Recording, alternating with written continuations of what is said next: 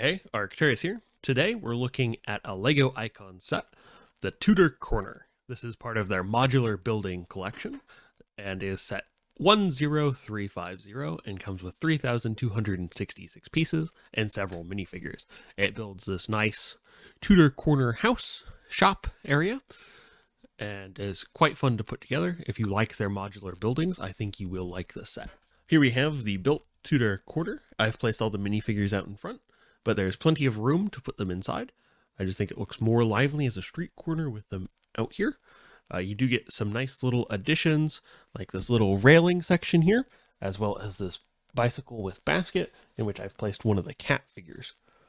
It does come with a chimney sweep, and then some customers for the two shops here, as there's a haberdashery here on the bottom, as well as two workers for the haberdashery. There's also a clockmaker here in the upper floor. We'll slide these off. We'll take a closer look at those momentarily, but we'll move these out of the way real quick. And we'll zoom in and take a closer look the outside here. So one nice thing, seeing all these detailed pieces, is that there are no stickers in this set. It went together very nicely, and it was great to have a set that had absolutely no stickers in it. So these are all printed pieces. This menu is a printed piece. The haberdashery sign is printed. The clock is printed. The old guarded inn is printed. It's very nice. It makes it much nicer. We also have another minifigure here, the watchmaker or clockmaker, who is on the second floor here. So here on the side, we have some more details. You have extra places to connect this piece to the other modular buildings. You have a little dumpster with a cat, some vines creeping up the walls, an entrance to the second story.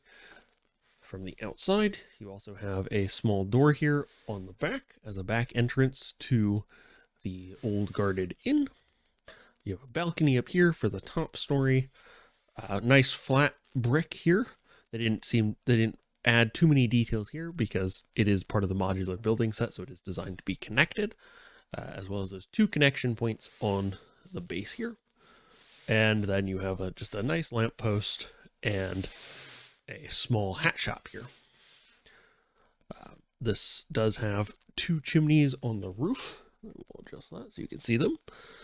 The set does have two chimneys on the roof, as well as this nice sloped roof. Putting this together was pretty interesting. You actually put this top section on, and then you attach this base afterwards, because otherwise there's no way for it to come off without removing part of this. So it's cleverly put together, and do that for all three of those. You get some very nice details here on the side, and then you get some extra white pieces here instead of the clear window pieces, and you could look at those as either shades or just additional brickwork for the front here, depending on your preference. Oops. You do have some bracing pillars here on this front side of the house, or this side of the corner of the house, and then you have some gutters here on the back. On the top of the roof, you do have a hatch for access to the chimneys or to the roof if you wanted to add additional details up there. And you do get some very nice angles in this set, which I will need to, like this part of the building here where you have a mini balcony with flowers, but this part of the building actually sticks out like it was in a later edition. It's not actually square in that sense, which I think really makes it a nice set to put together. We will start by taking off the top roof section, which is just a very small and simple piece. You do have this hatch, nice and simple, for the top there. That was the top section. We'll take off the top floor and take a closer look at that. So you can see some very nice windows here with some excellent details. Some more on this side as well. Again, those opaque window pieces here. And then a nice balcony with door that opens inward. And so we'll take a look inside the house. You can see that there's a bookcase with the typical Lego way of putting together books here. A small picture here on the side. Again, not a sticker, a nice printed piece. You also have a small insect collection here. It's on the side walls with a nice insect piece. We'll take a quick closer look at. Just a nice clear piece with an insect printed on it. There's 2 of those for the insect collection of whoever lives on this floor. And then it just goes into this clear piece with no bottom and sits on the wall like so. And you can see those there in the back. You also have a cat post, a climbing post here next to the couch, as well as a pink cat scratch ball there in the back. A small coffee table, some nice details here on the inside where under the windows you get that sort of recessed seating area in front of the windows. A box for the cat next to a small sink, and then some rungs here to climb onto the roof, as well as a small plant and rug. Just a nice sort of living quarters for the top floor. Next, we'll look at the second story, which is the clockmaker's workshop. So here we have the clockmaker's workshop.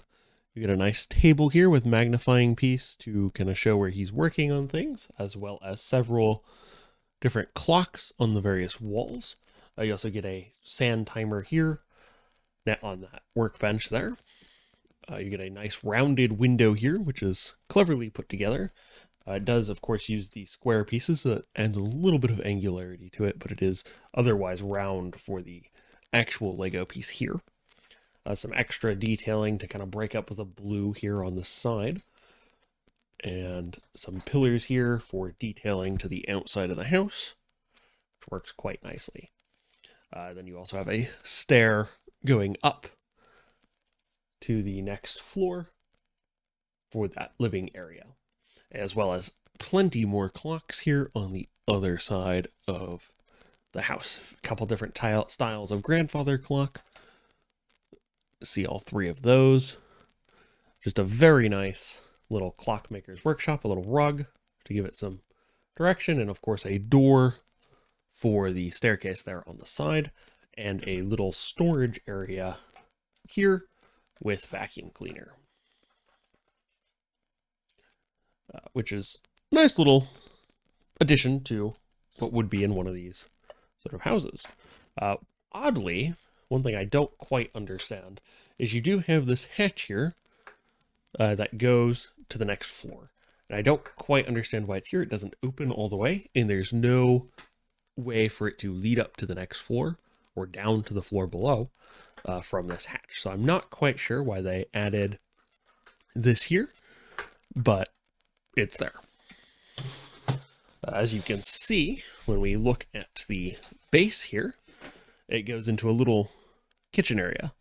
So I don't quite understand why they chose that. But you can see we have the haberdashery with some various spools of cloth and thread. You can see more of those here in the base. Move that over. I'll move that light so you can see all the various spools of cloth, the various different hats, and some extra spools up here to just give it a burst of color. You also have a mannequin, which is just a minifigure with a white head.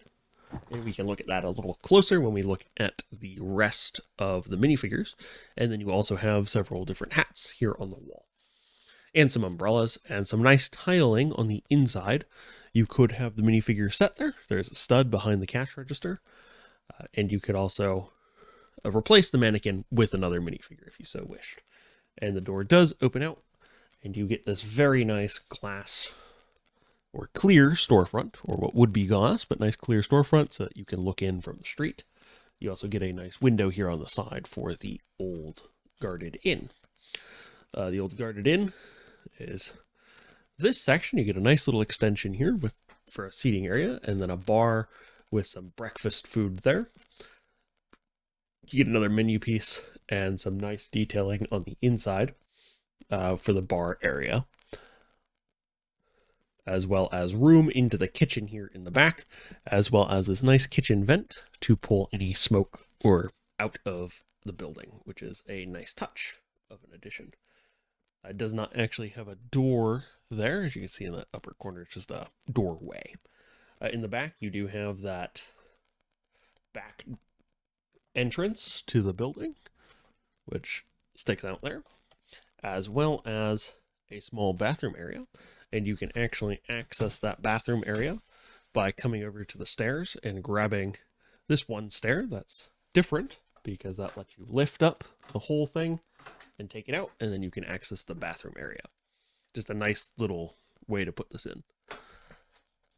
And then, oops, you make a nice little toilet in there for the bathroom, and you can actually access it, which was cleverly done, I think. And it is just a small room because it is under the stairs out here. In the front, we have these nice flower fern type plants. A nice lamp here for the menu for evening. If you were into lighting kits, this set would probably work quite well with a lighting kit. You get this outdoor seating area. You, of course, get the door to the old guarded inn and some studs, as we saw earlier, where you can attach minifigures. You could probably attach the corner kiosk to this section here if you just pop off these posts here. You would need to replace, oops, let me adjust that a little bit. You would need to replace this sort of pin piece to do so with some flat tiles, but that would work well. You could easily remove this and replace some of these with it, although it might be better here on the back end instead to put some of those there as sort of poles to block things off. To put it here. The corner kiosk is a little large to attach directly to this build, but if you were building a Lego city or you had several modular buildings next to each other, it might work quite well. So that is the main build. I'll put the roofs back together, and like all the modular buildings, they use that sort of mostly tiled off with a few studs for connections. Okay, so there we have the modular building put back together. A very nice build, very fun to put together. So let's take a look at the minifigures that come with the set. Before we continue, don't forget to like and subscribe. Here we have the mannequin. Of course, no face because he is a mannequin, and very white hands compared to the usual Lego hands, but wearing a nice tux. You could very easily replace the head here with a normal minifigure head and have a butler or a formal dining waiter or waitress very easily if you wished, but otherwise he works quite well as the mannequin for the haberdashery. Up next, we have the proprietor of the haberdashery with a nice bearded face and glasses, wearing a very nice suit there with tie and vest and jacket with pinstripes, and some pinstripes there on the back. And he does only have the one-sided face printing. A very nice minifigure to go with the mannequin and to run the shop. We also have a chimney sweep with his chimney sweep brush, which is just a gear piece attached to one of those standard poles for Lego. It just slides on the top there. It would also make an excellent sort of rudimentary mace for like a knight squad. I think they actually have those, so you could easily put him into a more older style build and have him be more of a bandit because he is wearing all black with a red scarf there and hood, as well as one of those hats. He would work very well for like a highwayman in a perhaps older build with some, maybe just swapping out the pants, but you could probably leave those just fine. He, of course, also only has one face print. Up next, we have the waiter for the restaurant, or the old guarded inn, and has that red scarf there with the chef's jacket and some red pants, with some slight red of that tie coming through, as well as a alternative face print there that is hidden by the hairpiece. Nice little minifigure there. And then we have the clockmaker. I think this is the same outfit as the smith in the medieval blacksmith, but wearing a large mustache piece, as well as hairpiece. He does also have a secondary print but most of that lower portion of the face there will be hidden by the mustache. You could, of course, remove the mustache. It is just the standard neck piece, like most of those attachments are. So that is the clockmaker. We have a pedestrian here who's just walking the streets near the shops with umbrella and overcoat, with just tan pants that match very well with that nice tan jacket there, and sweater underneath with hat and hair slightly attached to that hat piece like they've been doing, and also a secondary print for this figure as well, and a nice pink umbrella. Another pedestrian here wearing a jacket, or sweater I should say, and just a large hairpiece, a nice simple minifigure. A very interesting hairpiece. They've definitely stepped up their game on hairpieces, which is quite nice, and a secondary print there for the face. Perhaps she's caught in the rain in that one. Just very nice. I am liking the newer hairpieces they're coming out with there. Nicely detailed. For the last minifigure, we have the resident of the top floor with her insect collection up there, and here her cat in the basket of her bicycle here, or I guess tricycle, technically. It is a nice, interesting piece for the tricycle. It does actually sit on the counter, as I'll show in a second, and she does attach here to the bike. You could have the hands attached to the handlebars, but I've opted not to do that.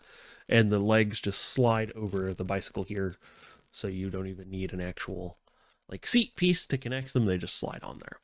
This one does have a new piece to me, as this headphone piece, which just goes around where the head attaches to the neck, and just a nice jacket on this figure and hairpiece. And this one does have an alternative face print as well. You do get a little basket with single stud in there, which I have attached this cat to, and adjust the angle here real quick, and you can have the bicycle actually move on the table. It does not move so freely that it won't stay mostly put, but if you are trying to move stuff, it of course does not attach. It doesn't have the studs really. So while it can move on the table, it does not have any of the studs to kind of hold it in place. So if you are placing it somewhere, it will roll if you ever have to move it, or if you bump whatever it's attached to. You could fix that by just taking some of those little round pieces and attaching them here, like 2 or 3 of them, and then it would attach to a stud, and then you wouldn't have to worry about it being moved by somebody bumping into the furniture or something. Well, that is the Tudor Corner from LEGO. If you enjoyed this video, don't forget to like and subscribe, and I will catch you next week with another video.